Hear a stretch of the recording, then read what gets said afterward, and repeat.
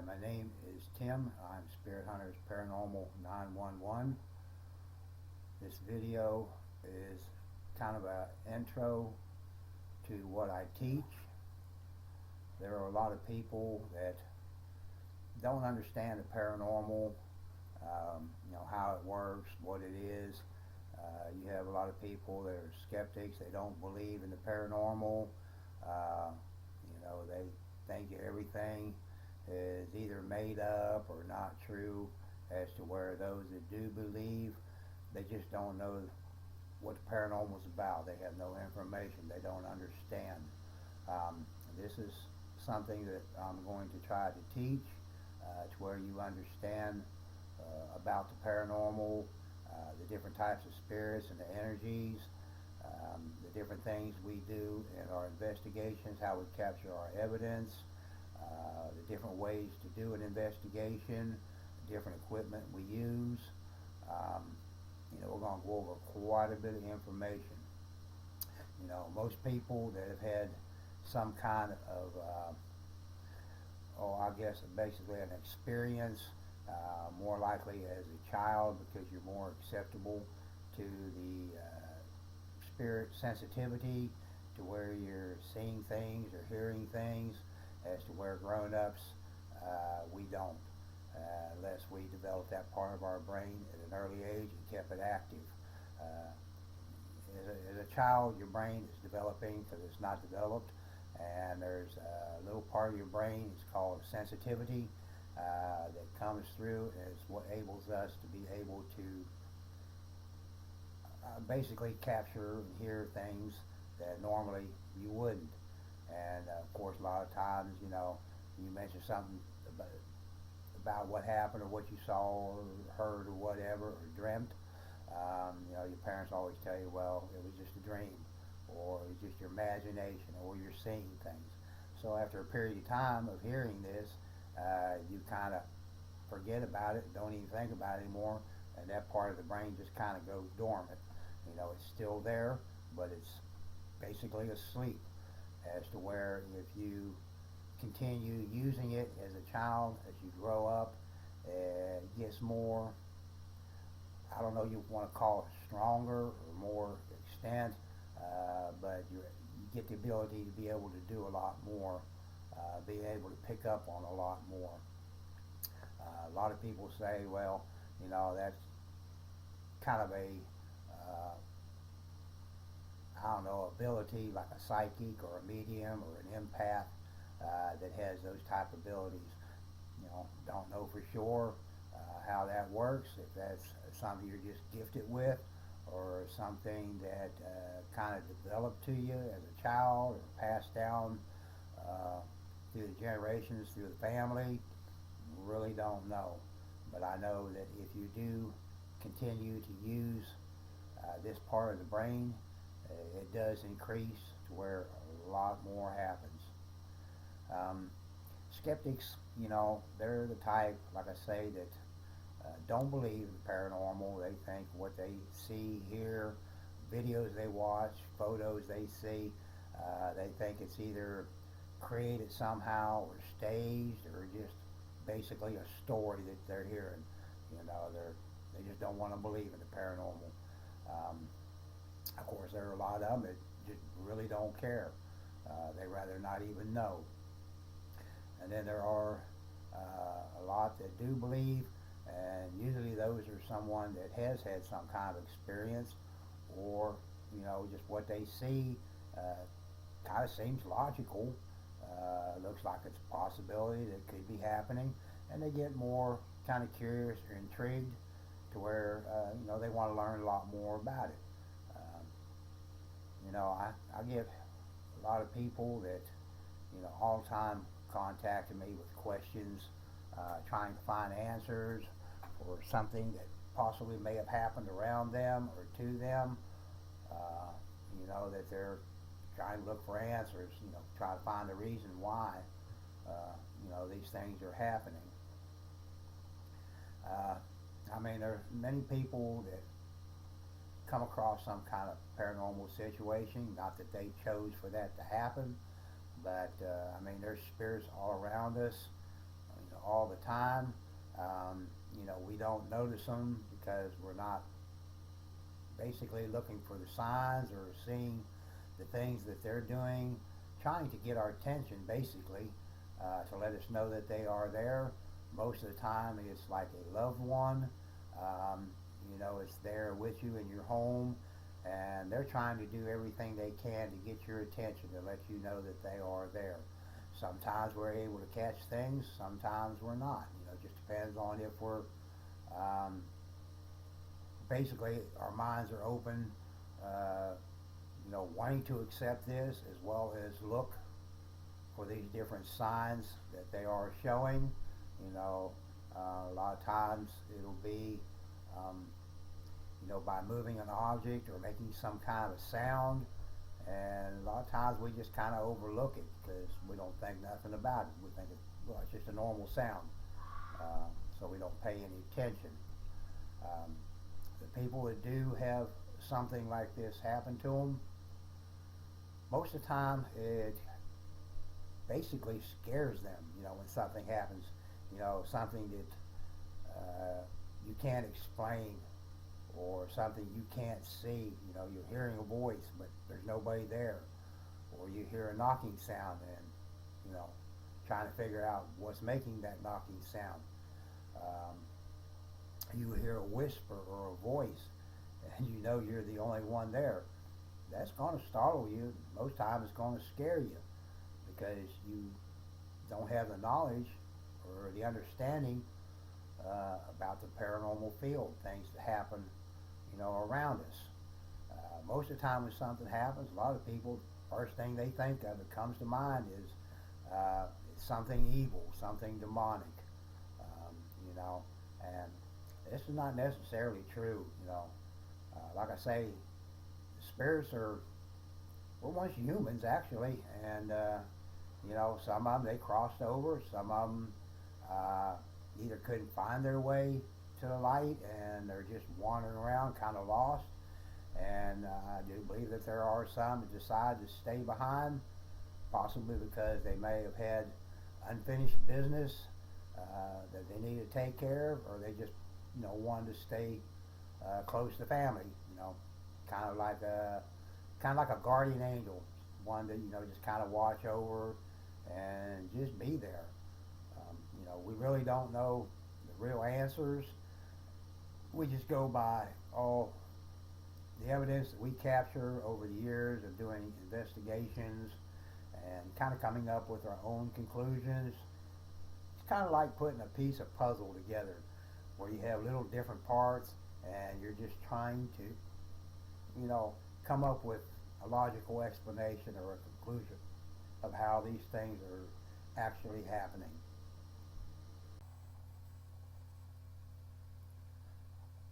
I want to kind of talk a little bit about my qualifications, basically how I got to do what I'm doing today. Um, it also kind of happened to me as a child growing up, where I was experiencing things. I believe it was probably around 4 or 5 years old when I really started noticing things by hearing sounds or seeing doors open or close, um, having dreams, and as a child this kind of scares you because you don't know what it is or what's happening, and of course you always go running to your parents, tell them what you saw or what you heard, or what's going on, or the dream you had. And like I say, a lot of times they'll tell you, well, it's just a dream, or you're seeing things or imagining things. But as you grow up and these things happen, and as it progressed, I started seeing shadow figures, and then I started seeing the spirits themselves, being able to hear their voices talking to me, seeing them do different things, and of course all this time still being a child, it's still scary. You just don't understand it, and it kind of, after a while, I quit saying anything about it to anyone, I just accepted what was going on, you know, trying to figure it out myself.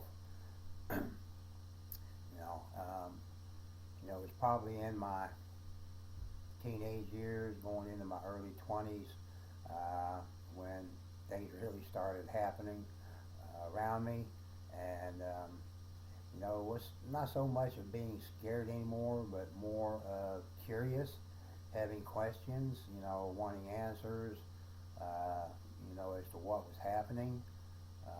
That's when I started doing a lot of research, reading up on paranormal, um, different type of situations.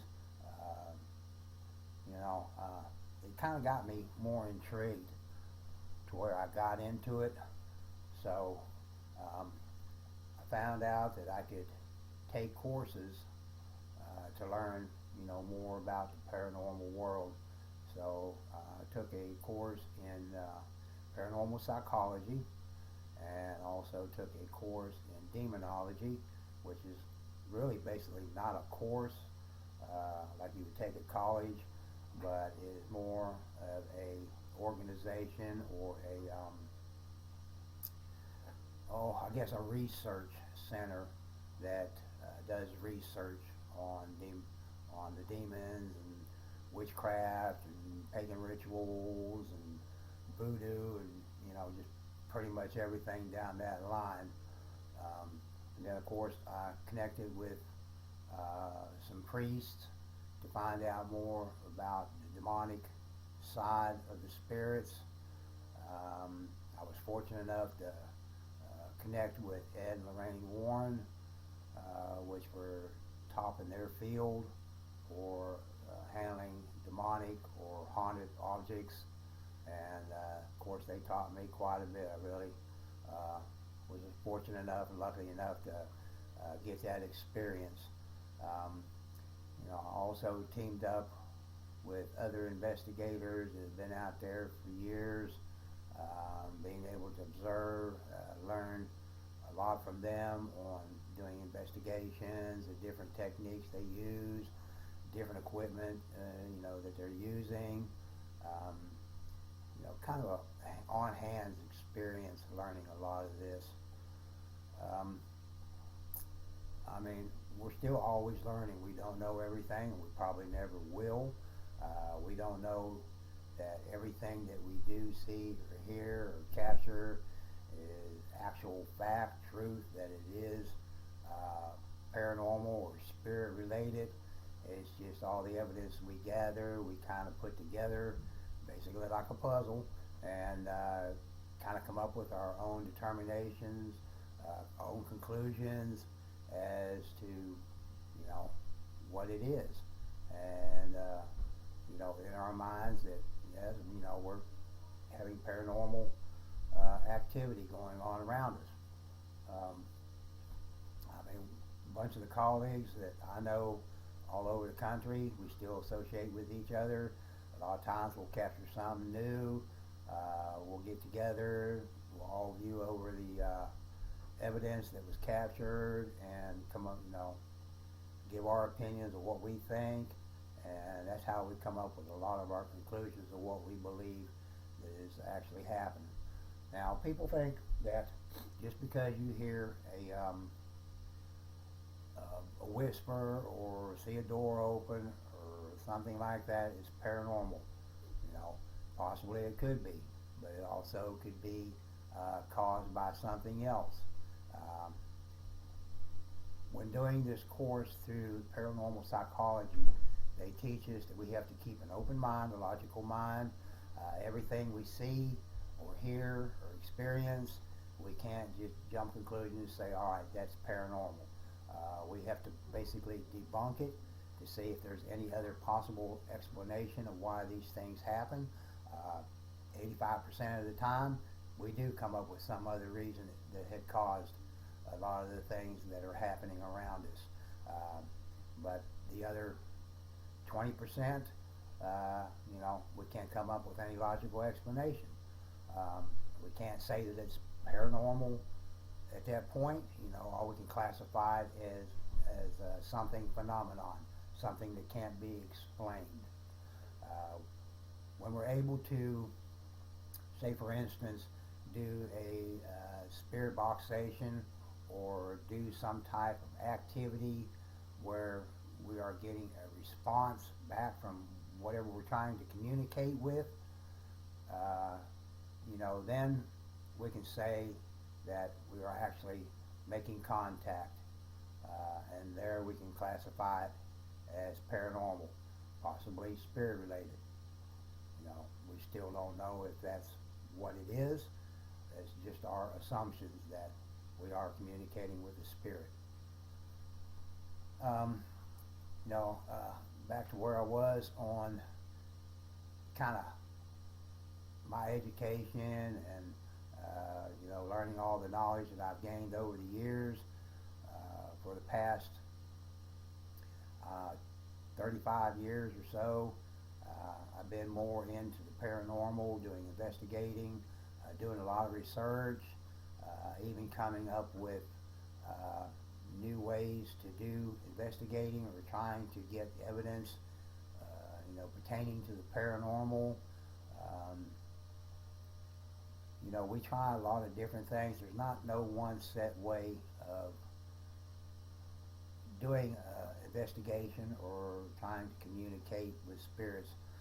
Like I say, they were once humans. They're just on the other side right now, where we can't see them or hear them unless we have that sensitivity or we have that ability as an empath or a psychic or a medium. And it wasn't till, I don't know, in my 40s probably, where I was told that I was an empath because of the ability of everything I was able to see, hear, do, by even just looking at a photo or a video, being able to pick up on different things, going to places and not even having to go in to the home or a business or wherever I plan on doing the investigation. Excuse me.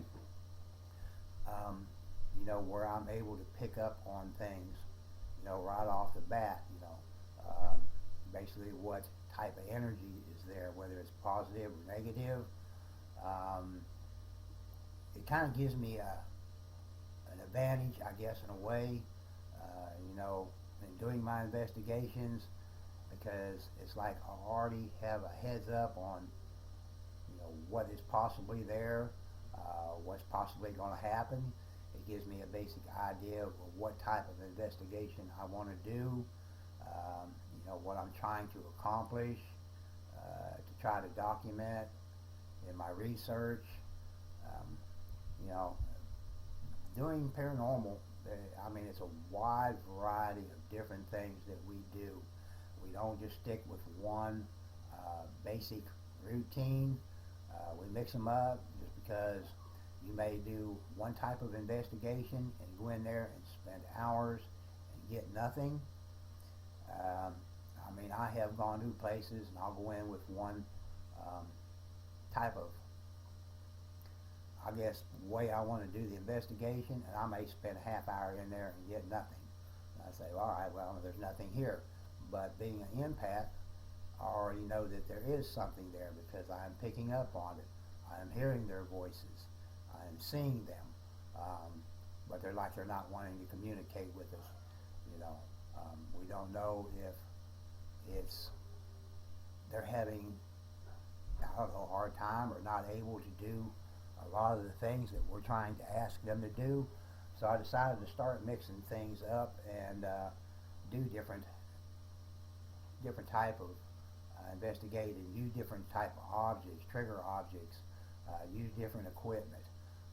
Like I say, I'll go in there for a half hour, nothing happened. I'll go out, kind of regroup, basically maybe get some different instruments to use, or come up with a little different plan to use, because a lot of times the spirits that were died back in the 1800s, early 1900s, or even later, they're not familiar with a lot of the equipment we use nowadays. So basically be like somebody having a gun. You're going to be afraid of it. Uh, so they're kind of scared of what we're doing. They're not sure. There's a possible reason why they're not wanting to connect with us. I find a lot of times that I may have to go to places 3, 4 times to where they start feeling comfortable around me, seeing me, that I'm not there to harm them in any way. And I'm finding when I change up different uh, procedures, use different equipment, I may go back in there the second time, and I may get a little bit of activity. You know, we have to try different things to see what they're going to respond to, or what they're able to manipulate or connect with, to be able to show us that their presence is with us. Probably the past 15 years or so, between doing investigations and research, I felt that I'd gained enough knowledge through the courses I took, and a lot of the teaming up with other investigators and observing their techniques, getting with the priests and learning from them, from Ed and Lorraine. I'm all the time doing research, learning more and more every day. It's never ending. There's always something new. It may seem like it's basically the same, but each spirit is totally different. It's kind of like humans. We all have our same characteristics, but we still are different from each other in a way. But for these past 15 years, I've gotten more into, I have people contact me all the time, with questions, trying to look for answers, or wanting some advice. So I help, individuals out that way, as well as people that have some kind of a paranormal situation going on in their home or business. They call me in, so I started doing investigations, helping clients, and I've already documented well over 600 cases. Of course, they all come out with a good, satisfied ending to them. I have had a couple of them or so that I've had to go back in a second time because we may have missed something, or something new happened. That's just part of the paranormal field. The spirits, it's not like you're home and you have a spirit of a loved one there.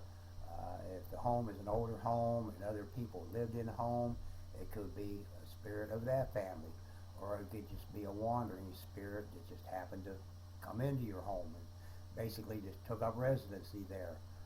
These are the things we go in our investigations to find out exactly what spirits or entities that are there.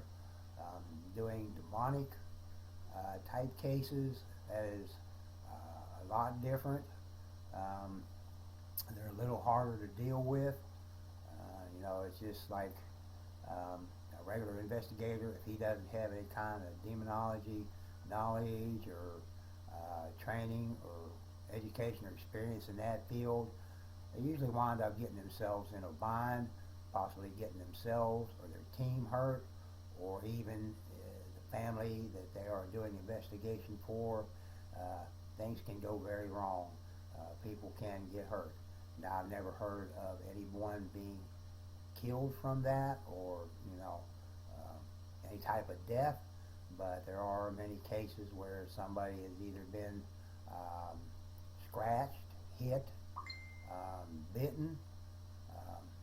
I've even had one that just basically like picked me up like a rag and just tossed me over across the floor, and it is kind of a scary situation. You have to be on your guard, basically, and you have to be prepared on just a snap of a finger to handle the situation, whatever arises. You can't say, well, like time out, wait a minute, let me think about this a minute.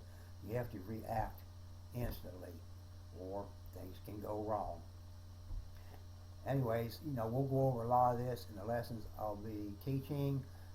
Kind of the do's, the don'ts, safeties that we kind of follow by. How to do investigations, the different type of investigations can be used, the equipment, how it's used, why we use it, the different type of things we try to capture and get evidence on, as well as we have prayers that we use that help us out. There are different types of protection crystals that are very helpful. We'll go over quite a bit. We'll go over the different types of spirits, basically, what you're looking for, as to how they're going to act to you or respond to you, the different signs, being able to use your ability, your senses, to be able to pick up on things that are around you. These are all, basic things that we use every day, and it's nothing really out of the ordinary that anyone can't do. Some are a little bit more acceptable to, like I say, like an empath or psychic or medium, where they're able to pick up on a lot more. But even someone that does not have that ability is still able to do paranormal investigation, and they still have their senses to where they're able to pick up on different vibes or feelings that are around them that benefit them in their investigating. So we'll be going over a lot of that. A lot of people think you have to have special equipment to do investigation, spend a lot of money buying these high dollar electronics or the technology, and there's a lot of other ways that you can do it that just barely cost you anything or does not cost you anything at all. We use a lot of trigger objects, especially with trying to communicate with spirits that are there from the 1800s or whatever. They don't understand the new equipment. They don't know what it is. But if we bring out objects that kind of works in their timeline, what they're familiar with, we get, some activity from them, get some results from them. But we'll be going over a lot of that. Like I say, this is just an intro, kind of a basic 101 course on, paranormal, what people believe, what they don't believe, kind of what we do, the experience we have. It kind of gives you the knowledge as to, I guess, basically say, all right, well, this person can help me, or this person can teach me. I've taught many how to become a paranormal investigator. I've answered lots and lots of questions, people that have, contacted me, wanting answers for or advice, helping lots of clients. I even learned by being trained and educated on how to cleanse a home or cleanse a person, how to banish demonic spirits from a home. Like I say, that's a little more difficult. It's a whole different ball game, but it is possible. I'm not saying that all the time that we do these things, it actually we're successful. I've been successful on everything I've done as far as communicating with spirits or helping spirits cross over or cleansing a home, sending spirits out of that home. But demonic, we have thought we had solved the problem and gotten rid of it, and it's like they kind of went into hiding, and a few months, several months later, things start happening again. So we go back in and kind of assess the situation. We may have to change our incantation to banish a demonic spirit. We have to do a thorough investigation to see if there's any type of portal there in the home. as to where it's a gateway where they can cross back and forth through. I mean, there's a lot to the paranormal, and hopefully we'll be able to help you out and give you the knowledge you need to be able to become a paranormal investigator, whether it's just a hobby or something you want to get into on a more serious basis, or just basically wanting to learn more information about, kind of a curiosity. Yeah, I always say learning something new or more knowledge that I have, I don't know, I guess makes us wiser and helps us out in life. So anyways, conclude this portion of the video, and the next one that I will be putting out will be on the spirits, orbs, energy, and possibly using our senses, being able to pick up on the energies and things that are around us, you know. So stay tuned for that one.